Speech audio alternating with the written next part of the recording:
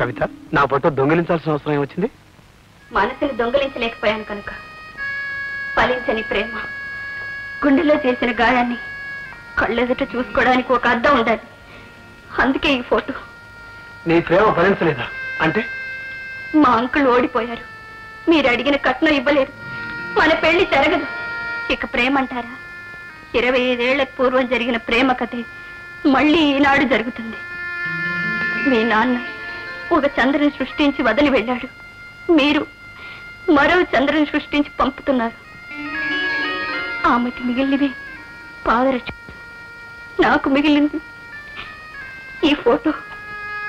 ఆమె మీ నాన్నపై కక్ష తీర్చుకోవడానికి మిమ్మల్ని కన్నది, కానీ నేను మీ పుణ్యవాణి కలకాలం కన్యగాని కన్నీరుగానే ఉండిపోతాను. వస్తాను. కవిత కాదు, నా పేరు కవిత కాదు, చంద్ర నంబర్ 2.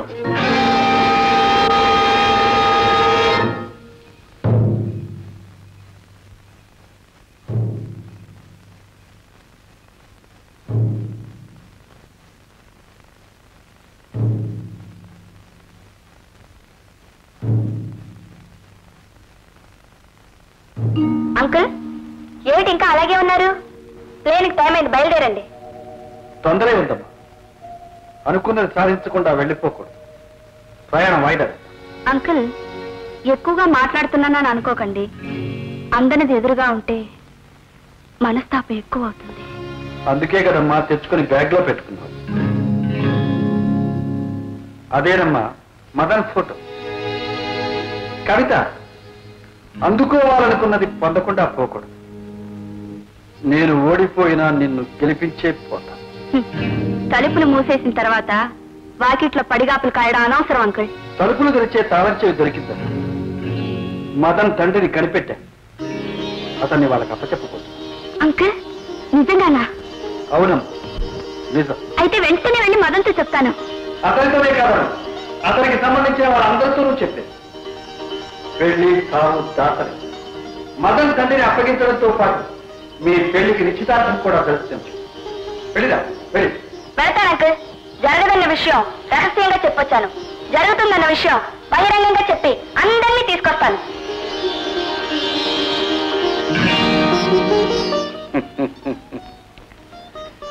నీ జీవితం విరపోయాలి,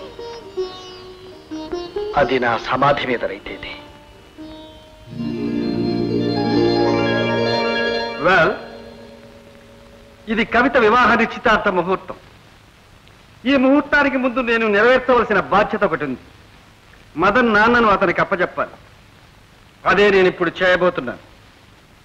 మదన్ అడగొచ్చు, మీరు అప్పచెప్పే అతన్ని మా అమ్మ తన భర్తగా ఒప్పుకుంటుందా?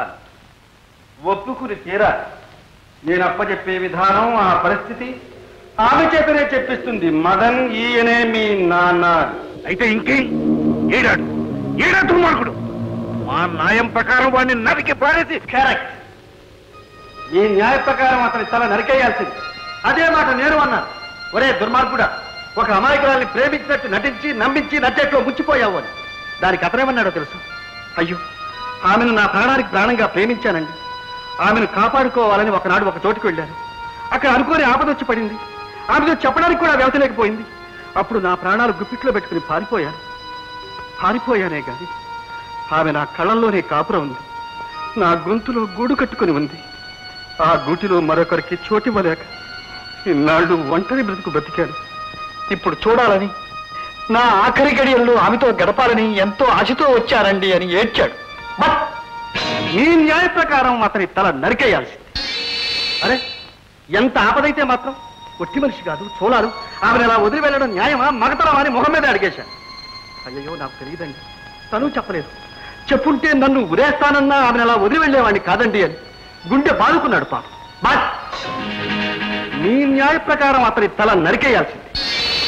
అంత ప్రేమించిన వాడివి ఆమె పెద్దవారితో చెప్పి ఎందుకు పెళ్లి చేసుకోలేదు అని అడిగాడు. నేను చెబుతాను, చేసుకుంటాను అన్నాను. కానీ ఆమె వద్దంది. తన మామ కోపిస్తే చంపేస్తాడు, నేనే నెమ్మదిగా చెప్పి ఒప్పిస్తాను అంది. ఈలోగా ఊరు విడిచి వెళ్ళిపోవలసి వచ్చింది అని బాధపడ్డాడు. బట్ నీ న్యాయ ప్రకారం అతని తల నరికేయాల్సింది. సరే, ఇన్నేళ్ల తర్వాత వచ్చావు కదా, ఇప్పుడైనా వాళ్ళకి నిజం ఎందుకు చెప్పలేదు అని అడిగాను. ఎలా చెప్పమంటారు? నాన్నాని పిలవలసిన కొడుకు శిలా విగ్రహం చేసి నడివీధిలో నవ్వులపాలు చేస్తానంటున్నాడు. పెళ్లి చేయాల్సిన పెద్ద ఆయన తల నరికి బజార్లో వేలాడ కడతానంటున్నాడు. ఇక ఆమె ఇన్నేళ్ల తర్వాత ఎందుకు వచ్చావు, నా పసుపు కుంకుమ తుడిచేయడానికి అంటోంది. ఇప్పుడు నన్ను ఏం చేయమంటారు, ఎలా చెప్పమంటారు అని తల్లడిల్లిపోయాడు. బట్ మీ న్యాయ ప్రకారం వాడి తల నరికేయాల్సింది. కానీ మీకెవరికీ ఆ శ్రమక్కర్లేదు. అతనికి తగిన శిక్ష అతనే నిర్ణయించుకున్నాడు. ఆ శిక్షను స్వయంగా అమలుపరుచుకొని అనుభవించడానికి సిద్ధంగా ఉన్నాడు. అనుభవిస్తాడు. అది మీరందరూ కళ్ళారా చూస్తారు. మదన్, ఆ తర్వాత అయినా మన ఒప్పందం ప్రకారం కవితను నువ్వు తప్పకుండా పెళ్ళాడతావా? తప్పకుండా సార్.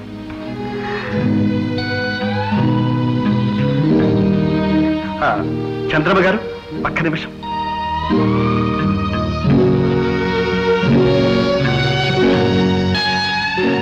బాబు మదన్, మీ అమ్మగారికి శకునాల మీద నమ్మకం ఎక్కువ. ఈ పెళ్లి సమయంలో పిల్లవాడింట్లోనూ పిల్ల ఇంట్లోనూ ఏదైనా అశుభం అమంగళం జరిగిందనుకో, ఇది అపశకునమని, ఈ పెళ్లి జరగడానికి వీల్లేదని మీ అమ్మగారు అనొచ్చు. అలా అనకూడదని, ఎవరున్నా లేకున్నా ఈ పెళ్లి తప్పక జరుగుతుందని నువ్వు నాకు మాట ఇవ్వాలి. నీకు ఆ అనుమానం అక్కర్లేదు. పెళ్లి ముహూర్తానికి ఈ నాన్న తప్ప మనందరం ఉంటాం. జామ్ జామ్ అని పెళ్లి జరిపించారు. చంద్రమ్మ గారు, కాళ్ళు గడిగి కన్యాదానం చేసే అదృష్టం నాకు లేదు. ఆ సమయానికి నేను ఉండను. అందుకని ఇక నుంచి కవితకు అన్నీ మీరే. మీరు ఎక్కడికి వెళ్తున్నారా? నేనా? ఎక్కడి నుంచి వచ్చానో అక్కడికి, మెయిన్ ల్యాండ్కి వచ్చి చాలా కాలం అయింది కదా. పెళ్లి కూతురికి నగలు, పెళ్లి కొడుకి గడియారం, గొలుసు, ఉంగరం, ఈ అండమాన్లో దొరికిన నగలన్నీ తెప్పించాను. ఇవి చాలవు అనుకుంటే డబ్బు రూపాయన ఇస్తాను. ఇవి వాళ్ళిద్దరికీ పెళ్లి బట్టలు. ఇకపోతే అత్తగారికి, అంటే మీకు ఇది ప్రత్యేకంగా కొన్నా. ఇదొక్కటి నా చేతుల మీదుగా మీకు ఇవ్వాలనుకున్నాను. ఇక మీదట ఈ రంగే మీకు అన్ని విధాలా సరే.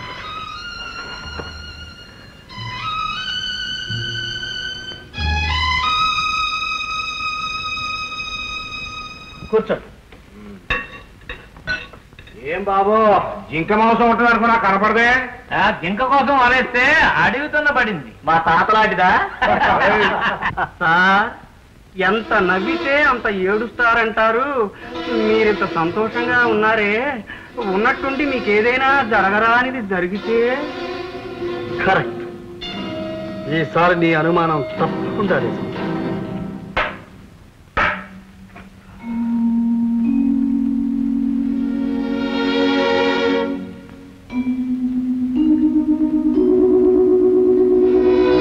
మీరింతసేపు చెప్పింది మీ మరణ వాంగ్మూలమని నాకు అర్థమైంది.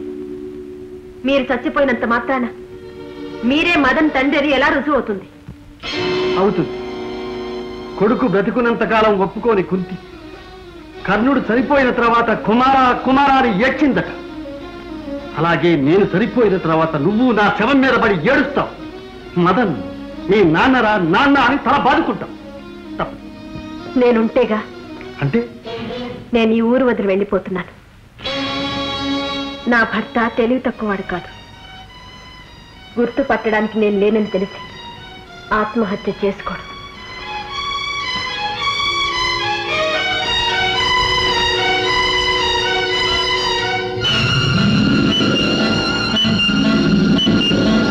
చాలా దూర ప్రయాణం అనుకుంటాను.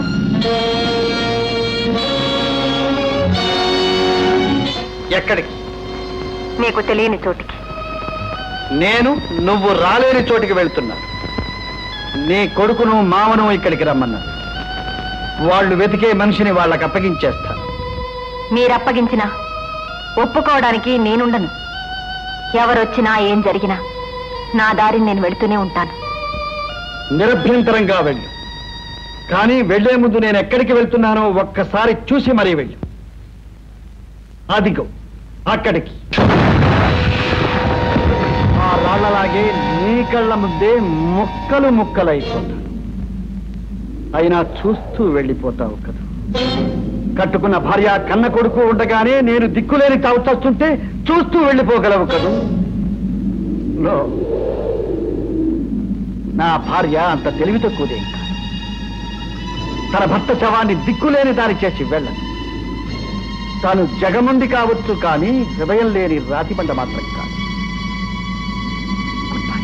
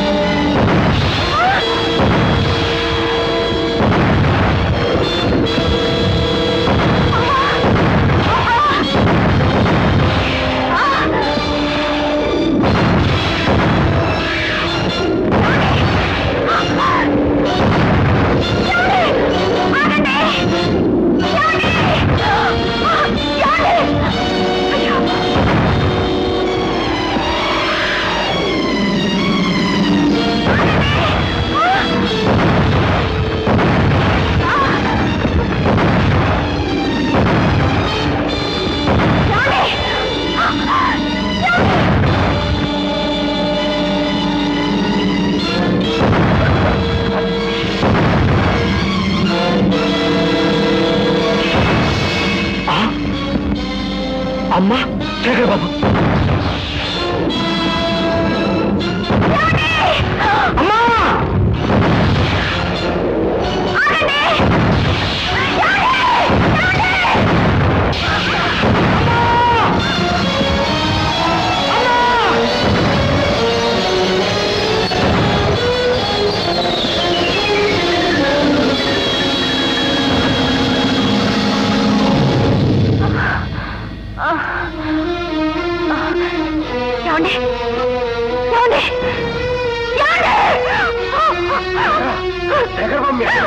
అవును, వారికి ఏమైందో చూడండి. కొంచెం చూడపిల్లమ్మా. ఏమండి? అమ్మా ఈయన మా నాన్న, ఈ మహానుభావురా. అవును బాబు, వీరే మీ నాన్న. అయితే ఇన్నాళ్ళు ఈ సంగతి ఎందుకు దాచావమ్మా? దాచాను బాబు, నేనే దాచాను. ఈయన ఎన్నో విధాలుగా చెప్పాలని ప్రయత్నించారు, కానీ నేనే చెప్పనివ్వలేదు. చెప్పులు తొడుక్కుని రుజువు చేయాలని, ఫోటో చూపించి నిరూపించాలని ప్రయత్నించారు, కానీ నేనే అడ్డుపడ్డాను. నా కంఠంలో ప్రాణం ఉండగా మీరు నా భర్తని ఒప్పుకోను అన్నాను. పంతం ఎందుకు పెట్టావమ్మా? పంతం కాదు, భయం. మీరు ఆయన అవమానిస్తారని, చంపేస్తారని భయం. నా మాంగళ్యం కోసం ఈయన నా భర్తని చెప్పుకోలేకపోయినా సుమంగలిగా బ్రతుకు కడతీర్చుకోవాలని ఈ మొండి పట్టు పట్టాను. ఏ పసుపు కుంకుమల కోసమైతే నేను ఇంత పాకులాడాను, అవే బలైపోతున్నప్పుడు నన్ను ఎలా చెప్పమంటారు? ఈయన నా భర్త, ఏం చేస్తారో చేయండి, మీ కక్ష ఎలా తీర్చుకుంటారో తీర్చుకోండి.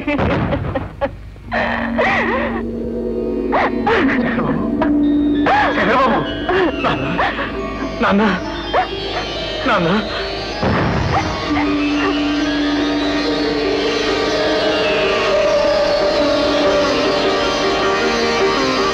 బాబు, మదన్, నాన్న, మీ శిలా ప్రతిమ చేసి వీధుల్లో ఊరేగించి అవమానించాలనుకున్నాను. ఈనాడు నిజంగానే మీ శిలా విగ్రహం చేస్తాను నాన్న. అవమానించడానికి కాదు, ఆరాధించడానికి. ఆ శిలా ప్రతిమ పేరు ప్రేమ తపస్సు నాన్న, ప్రేమ తపస్సు. బాబు, శేఖర్ బాబు, కచ్చెతో మీ ముఖాన మదపిచ్చాడు అని రాయాలనుకున్నాను, కానీ ఇప్పుడు నా గుండెలో రాసుకుంటాను మహానుభావుడు అని. నన్ను మన్నించు బాబు.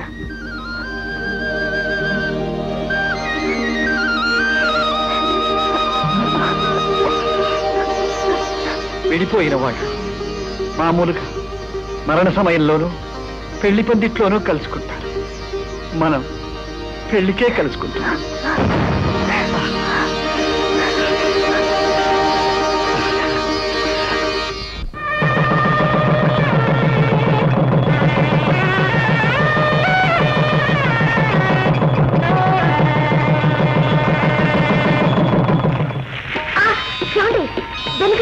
తీయండి.